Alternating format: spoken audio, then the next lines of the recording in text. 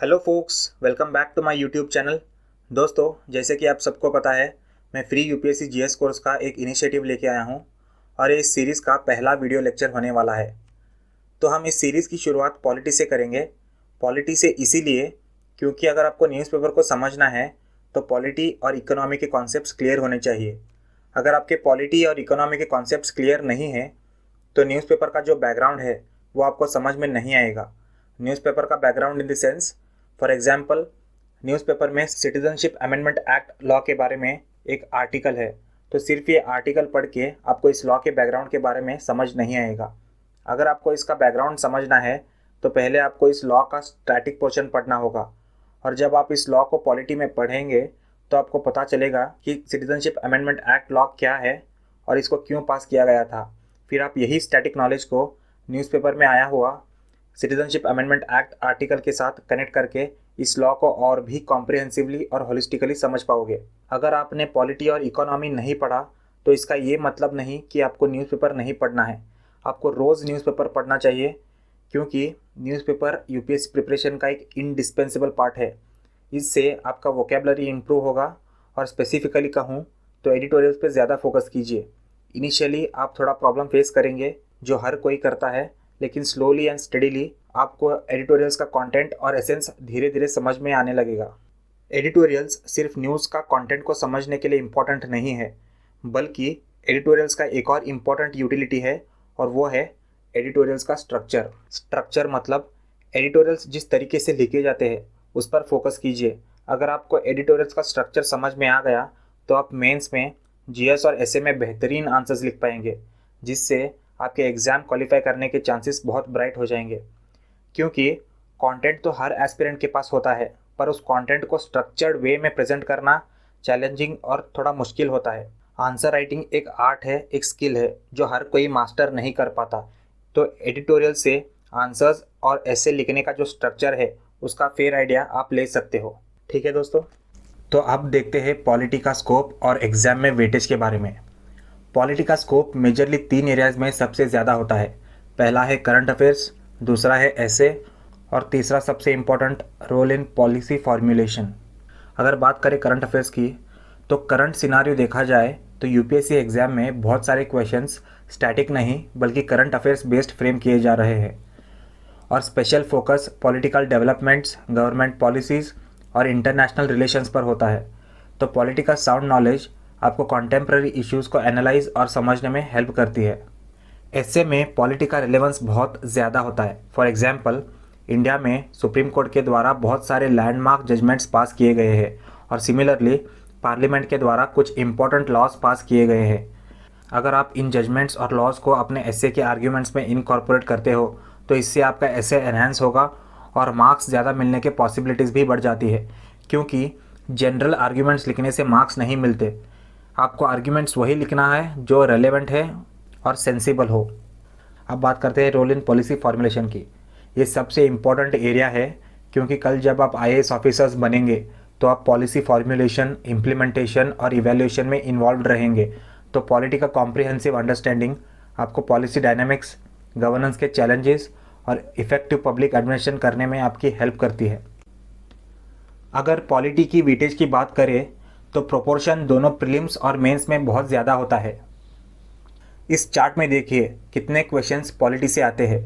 2013 में around 18 questions, 2014 में around 12 questions, 2015 में अराउंड 13 क्वेश्चंस।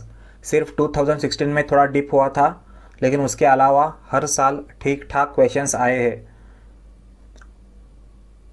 और यहाँ देखिए 2017 में सबसे ज़्यादा क्वेश्चंस पूछे गए हैं, लगभग 23 क्वेश्चंस पूछे गए थे 2017 में। और जो यूपीएससी कट ऑफ का रिसेंट ट्रेंड है वो 80 से लेकर 90 के बीच रेंज कर रहा है। अगर सिर्फ पॉलिटी में से ही 15 क्वेश्चंस आ रहे हैं तो 30 मार्क्स आप पॉलिटी में ही स्कोर कर सकते हैं। और पॉलिटी एक ऐसा सब्जेक्ट है जहां आप सारे क्वेश्चंस अटेम्प्ट कर सकते हो with 100% accuracy in comparison to other subjects. मतलब पॉलिटी दूसरे सब्जेक्ट्स के मुकाबले में थोड़ा आसान होता है अटेम्प्ट करने के लिए। ठीक है दोस्तों, ये था पॉलिटी का वेटेज प्रीलिम्स में। अब बात करते हैं मेंस की। अगर मेंस की बात करें तो इस चार्ट में देखिए कितने मार्क्स सिर्फ पॉलिटी को अलॉट किए गए हैं। 2017 में 100 मार्क्स, 2018 में 80 मार्क्स, 2019 में 120 मार्क्स और यहाँ देखिए 2022 और 2023 में 150 मार्क्स सिर्फ पॉलिटी को अलॉट किए गए थे। तो पिछले 7 सालों से ऑन एन एवरेज 100 मार्क्स सिर्फ पॉलिटी एस्पेक्ट से आ रहे हैं। GS2 जो 250 मार्क्स का होता है, अगर आउट ऑफ 250 मार्क्स 100 मार्क्स सिर्फ पॉलिटी से आ रहे हैं तो अंदाज़ा लगाइए कि पॉलिटी GS2 का कितना इम्पोर्टेंट कंपोनेंट है। हालांकि GS2 में और भी कंपोनेंट्स है जैसे कि गवर्नेंस और सोशल जस्टिस, पर पॉलिटी का वेटेज सबसे ज़्यादा होता है, तो पॉलिटी पे ज़्यादा एम्फोसाइज करना होगा। ठीक है दोस्तों, अब बात करते हैं बुक लिस्ट की। ये जो पहले के 2 बुक्स है, पॉलिटिकल थ्योरी क्लास 11th और Indian constitution at work class 11th, ये दोनों NCERTs बहुत ही बेहतरीन बुक्स है, कॉन्सेप्चुअली बहुत ही स्ट्रांग बुक्स है। मैं आपको 110% ये दोनों बुक्स पढ़ने के लिए रेकमेंड करूँगा। और अगर आपने पहले ही पढ़ा हो तो वेल एंड गुड, और अगर आपको लगता है कि आपकी बेसिक्स बहुत ही वीक है तो आप क्लास 6 से स्टार्ट कर सकते हो, पर ये ध्यान रखना कि आपको इनमें ज़्यादा टाइम इन्वेस्ट नहीं करना है। ठीक है दोस्तों, तो नेक्स्ट बुक है यम लक्ष्मीकांत। आप लोगों ने बहुत लोगों को ये कहते हुए सुना होगा कि लक्ष्मीकांत पॉलिटी का बाइबल है, रामबाण है, लेकिन अब मैं लक्ष्मीकांत बुक के बारे में जो बोलने जा रहा हूँ उससे आप में से बहुत लोग मुझसे डिसएग्री करेंगे, लेकिन फैक्ट ऑफ द मैटर यही है जो मैं बोलने वाला हूँ। लक्ष्मीकांत बाइबल है, हाँ बिल्कुल है, पर सिर्फ प्रीलिम्स के लिए। मेंस में लक्ष्मीकांत का रिलेवेंस नहीं है, क्योंकि लक्ष्मीकांत सिर्फ फैक्ट्स और इन्फॉर्मेशन से भरा हुआ एक बुक है। अगर आपने लक्ष्मीकांत को पढ़ा हो तो आपको ये पता होगा कि लक्ष्मीकांत बुक का जो कंटेंट है उसका कोई स्ट्रक्चर नहीं है, कोई कॉन्टेक्स्ट नहीं है, सिर्फ इन्फॉर्मेशन और फैक्ट्स है। तो क्या इसका ये मतलब है कि हमको लक्ष्मीकांत नहीं पढ़ना चाहिए? ऐसा बिल्कुल भी नहीं है। अगर आपको प्रीलिम्स निकालना है तो फैक्ट्स और कॉन्सेप्ट्स चाहिए, और आपको फैक्ट्स कहाँ मिलेंगे? वो आपको लक्ष्मीकांत बुक में ही मिलेंगे। तो लक्ष्मीकांत प्रीलिम्स के लिए बहुत ही इम्पोर्टेंट बुक है। लेकिन मेंस एक अलग एग्ज़ाम है। मेंस एक इलैबोरेटिव एग्ज़ाम है। यहाँ आपको टॉपिक्स को एनालाइज करके इलैबोरेट करना होता है, और मेंस में क्वेश्चंस लक्ष्मीकांत से नहीं बल्कि करंट अफेयर्स से आते हैं। तो मेंस के लिए आपको क्या करना होगा? बेसिकली 3 चीज़ों पे हेविली डिपेंडेंट और रिलायंट होना पड़ेगा, और वो है न्यूज़पेपर, यम लक्ष्मीकांत बुक और प्रीवियस ईयर क्वेश्चन पेपर्स। और सबसे ज़्यादा इंपॉर्टेंट है न्यूज़पेपर। न्यूज़पेपर पे आपको हेविली डिपेंडेंट रहना होगा मेंस के क्वेश्चंस को आंसर करने के लिए। ठीक है दोस्तों, अभी न्यूज़पेपर कौन सा पढ़े? आप हिंदू या फिर इंडियन एक्सप्रेस किसी एक को रेफ़र कर सकते हो। दोनों काफ़ी अच्छे नेशनल न्यूज़पेपर्स है। इन दोनों में कौन सा चूज़ करना है वो आपकी कन्वीनियंस पे डिपेंड करता है। कन्वीनियंस मतलब अगर आपकी इंग्लिश थोड़ी वीक है और कॉम्प्लिकेटेड टर्म्स को जल्दी समझ नहीं पाते तो आप इंडियन एक्सप्रेस पढ़ सकते हो, क्योंकि इंडियन एक्सप्रेस में लैंग्वेज जो है वो थोड़ा आसान होता है in comparison to the Hindu. ठीक है दोस्तों, और अगर आपकी इंग्लिश अच्छी हो और समझने में या फिर पढ़ने में कोई दिक्कत नहीं आती, then you can go with the Hindu. अगर आप फिर भी डिसाइड नहीं कर पा रहे हो कि कौन सा न्यूज़पेपर पढ़ना है तो आप एक काम कर सकते हैं, आप दोनों न्यूज़पेपर लाइए और देखिए कि दोनों में से आप कौन से न्यूज़पेपर को अच्छे से समझ पा रहे हो, और बेस्ड ऑन दैट आप एक सिलेक्ट कर लीजिए डेली रीडिंग के लिए। ठीक है, अगर आप मुझसे पूछते हो कि मैं कौन सा न्यूज़पेपर प्रेफर करता हूँ तो मैं द हिंदू को करता हूँ। इसका मतलब ये नहीं है इंडियन एक्सप्रेस ख़राब है। द हिंदू को इसीलिए प्रेफर करता हूँ क्योंकि द हिंदू न्यूज़पेपर में न्यूज़ का एक्सटेंसिव कवरेज होता है, इसलिए ये मेरा पर्सनल चॉइस है, लेकिन आप किसी एक को पिक कर सकते हो। ठीक है दोस्तों, तो चलिए let's formally start the discussion on Indian polity. दोस्तों यहाँ देखिए, Indian polity refers to the system of governance and political structure. System of governance का मतलब है कि एक फ्रेमवर्क जिसके थ्रू एक कंट्री को गवर्न या फिर एडमिनिस्टर किया जाता है। फॉर एग्जाम्पल सऊदी अरेबिया में मोनार्क रूल है और इंडिया में डेमोक्रेटिक रूल है। मोनार्क रूल का मतलब होता है कि एक फॉर्म ऑफ गवर्नमेंट जहां एक सिंगल पर्सन, बेसिकली किंग या फिर queen, head of the country होते हैं, जिसके हाथ में एब्सोल्यूट पावर और अथॉरिटी होती है अपने देश का लॉ बनाने के लिए। इधर लोगों का ओपिनियन नहीं लिया जाता, जो क्वीन या फिर किंग डिसाइड करता है वही सबके लिए एप्लीकेबल होता है। तो मोनार्क रूल में पावर हेरिडिटरी होता है। ठीक है दोस्तों, इंडिया में डेमोक्रेटिक रूल है। इसका मतलब popular sovereignty people of India के हाथों में होता है, जहां वो कोई भी पॉलिटिकल पार्टी को पावर में ला सकते हैं या फिर किसी भी पॉलिटिकल पार्टी जो कि गवर्नमेंट फॉर्म कर चुकी है उसको ओवरथ्रो कर सकते हैं थ्रू वोटिंग। और पॉलिटिकल स्ट्रक्चर का मतलब होता है फॉर एग्जांपल पार्लियामेंट्री सिस्टम या फिर प्रेसिडेंशियल सिस्टम, और इंडिया में पार्लियामेंट्री सिस्टम को फॉलो किया जाता है। इंडियन पॉलिटी को गाइड कॉन्स्टिट्यूशन करती है और हमारा इंडियन पॉलिटी को फेडरल पार्लियामेंट्री डेमोक्रेटिक सिस्टम कहा जाता है, जहां president ceremonial head of the state होता है और prime minister head of the government. हमारा कॉन्स्टिट्यूशन सभी इंस्टीट्यूशन जैसे कि लेजिस्लेचर, एग्जीक्यूटिव और जुडिशरी के रोल्स, पावर्स, रिस्पॉन्सिबिलिटीज और फंक्शंस को डिफाइन करता है। ठीक है, अगर हम इंडियन पॉलिटी के फीचर्स को देखें, multi tiered system of government, मतलब सेंट्रल लेवल पे मेन गवर्नमेंट और हर एक इंडिविजुअल स्टेट्स के खुद के गवर्नमेंट्स होते हैं, और लोकल लेवल्स में भी मल्टी टीयर्ड सिस्टम होते हैं। फॉर एग्जांपल ग्राम पंचायत यानी कि विलेज काउंसिल्स, पंचायत समितिज यानी कि इंटरमीडिएट लेवल काउंसिल्स, और जिला परिषद डिस्ट्रिक्ट काउंसिल्स, ये सभी लोकल लेवल्स के गवर्नमेंट में आते हैं। ठीक है दोस्तों, bicameral parliamentary system at the national level. हमारे पार्लियामेंट में 2 चेंबर्स या फिर 2 हाउसेस है, अपर हाउस यानी राज्यसभा और लोअर हाउस यानी लोकसभा। ठीक है दोस्तों, और ये तीसरा है commitment to the principle of justice, equality and fundamental rights of its citizens, मतलब भारत के लोगों को जस्टिस, इक्वालिटी और फंडामेंटल राइट्स प्रोवाइड करना एक कॉन्स्टिट्यूशन या फिर इंडियन पॉलिटी का मेन और प्राइमरी प्रिंसिपल है।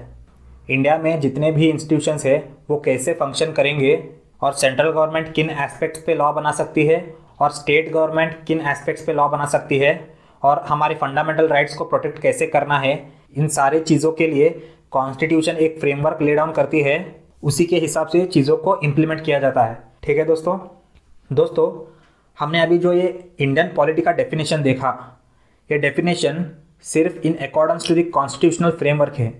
देखिए पूरे डेफिनेशन और फीचर्स में कॉन्स्टिट्यूशन पे ज़्यादा एम्फोसाइज किया गया है, लेकिन इन रियलिटी पॉलिटी कॉन्स्टिट्यूशन से ब्रॉडर कॉन्सेप्ट है, और वो कैसे, चलिए देखते हैं। कॉन्स्टिट्यूशन एक रिटन डॉक्यूमेंट है जो रूल्स और प्रिंसिपल्स जो स्टेट को गवर्न करने के लिए नेसेसरी है उनको डिफाइन करती है, और constitution structure and system of the government, powers and roles of the government, rights and duties of the citizens को आउटलाइन करती है। तो बेसिकली कॉन्स्टिट्यूशन क्या है दोस्तों?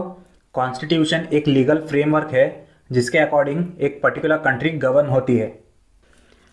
अगर बात करें पॉलिटी की तो ये बहुत ही ब्रॉडर टर्म है, और पॉलिटी में सिर्फ रिटन लीगल फ्रेमवर्क इंक्लूडेड नहीं होता बल्कि सारे प्रैक्टिकल एस्पेक्ट्स इंक्लूडेड होते हैं। चलिए कुछ एग्जाम्पल से समझते हैं। For example constitution structure and system of the government और रूल्स को डिफाइन करती है। ठीक है दोस्तों, अभी हमको पता है कि इंडियन स्ट्रक्चर पार्लियामेंट्री है और सिस्टम डेमोक्रेटिक है, पर क्या डिफाइन करना काफ़ी है?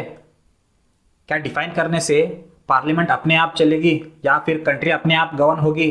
बिल्कुल भी नहीं, इनको चलाना होता है, और चलाने के लिए गवर्नमेंट ऑफिशियल्स होंगे, पॉलिटिकल पार्टीज़ होंगी, जुडिशरी होगा और बहुत सारे डिसीजन मेकिंग प्रोसेसेस होंगे। तो ये जो सारे प्रैक्टिकल एस्पेक्ट्स और डे टू डे फंक्शनिंग होते हैं वो सारे पॉलिटी के पार्ट है। ठीक है दोस्तों, अगर आपको ये एग्जाम्पल नहीं समझा तो एक और एग्जाम्पल से समझते हैं। इमेजिन कीजिए कि ये सर्कल स्कूल है और ये स्कूल चलाने के लिए कुछ रूल्स और रेगुलेशंस होते हैं, जैसे कि स्कूल सीबीएसई से एफिलिएटेड है या फिर स्टेट बोर्ड से, टीचर्स के रोल्स एंड रिस्पॉन्सिबिलिटीज़ क्या है, स्टूडेंट्स के ड्यूटीज़ क्या है और स्कूल को कैसे चलाना है, ये सारे रूल्स रिटन होते हैं। ये सारे रूल्स कहाँ पर रिटन होते हैं? ये सारे रूल्स स्कूल के हैंडबुक या फिर प्रॉस्पेक्टस में रिटन होते हैं। तो दोस्तों जो ये हैंडबुक है स्कूल का, यही कॉन्स्टिट्यूशन है, क्योंकि इस स्कूल के हैंडबुक की तरह कॉन्स्टिट्यूशन भी rules and regulations, structure and system of government को डिफाइन करती है। अगर बात करें पॉलिटी की तो इमेजिन कीजिए जो ये पूरा स्कूल है, ये जो पूरा स्कूल सिस्टम है ये पॉलिटी है, और ये स्कूल सिस्टम में सिर्फ रिटन रूल्स और रेगुलेशंस नहीं होते बल्कि और भी बहुत सारे प्रैक्टिकल एस्पेक्ट्स होते हैं, जैसे कि number of teachers, number of students, number of classrooms और बहुत सारे डिसीजन मेकिंग प्रोसेसेस होते हैं। तो सिमिलरली पॉलिटी सिर्फ कॉन्स्टिट्यूशन को इंक्लूड नहीं करती बल्कि सारे प्रैक्टिकल एस्पेक्ट्स, जैसे कि इंडिया में कितने सारे इंस्टीट्यूशंस हैं और इन इंस्टीट्यूशंस के डे टू डे फंक्शंस कैसे होते हैं, ये सारे प्रैक्टिकल एस्पेक्ट्स पॉलिटी में इंक्लूडेड होता है। ठीक है दोस्तों, अगर ये भी एग्जाम्पल आपको समझ में नहीं आया तो एक और लास्ट एग्जाम्पल लेते हैं। हम इंडिया का एग्जाम्पल लेते हैं, ठीक है।